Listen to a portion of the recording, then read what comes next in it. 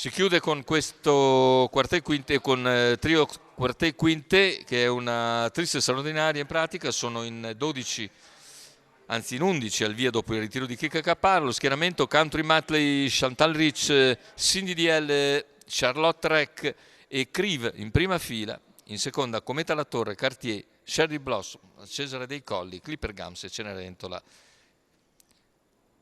Leo.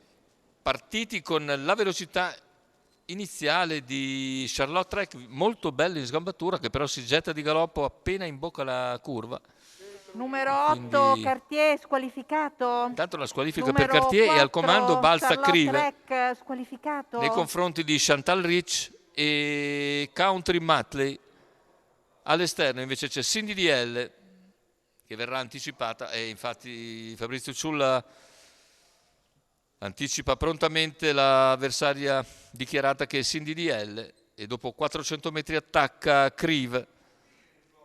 Si avvantaggia ma non passa, perché Crive al comando vende cara la pelle per il momento e lascia poi sfilare l'avversaria, che dopo 600 metri scarsi guida.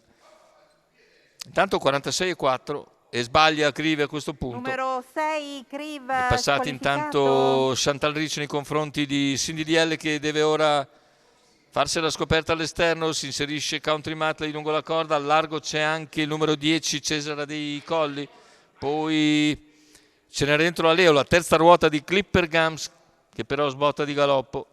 E sono rimasti questi praticamente, questi 7, anzi questi 6, perché appunto Clipper Gums ha sbagliato. Chilometro completato nell'ordine dell'1.17,9, sempre alle prese le due più attese, che sono Chantal Rich e Cindy DL, ma c'è in terza ruota ora Cesare dei Colli, che è la terza forza in campo, sta premendo e costringe Cindy DL a liquidare Chantal Rich, cosa che ancora non è venuta completamente, perché non riesce ancora a perfezionare il sorpasso Cindy DL. Si riprende infatti Chantal Rich lungo la corda e ora anche Cesare dei Colli ha perso un po' di mordente, ma si ripropone, come anche Cindy DL, mentre Cindy DL nel finale è in grado di passare per vincere su Chantal Rich.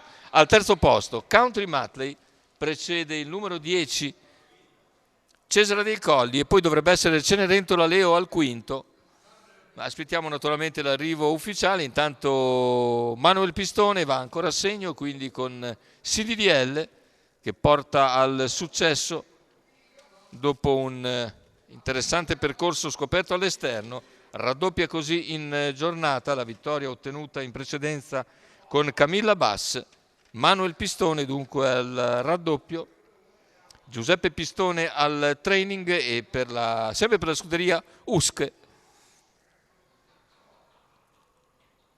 Aspettiamo l'ordine d'arrivo ufficiale, naturalmente dovrebbe essere comunque 3-2-1 10-12, come compare nella sovrimpressione che mette la nostra regia. Aspettiamo naturalmente però,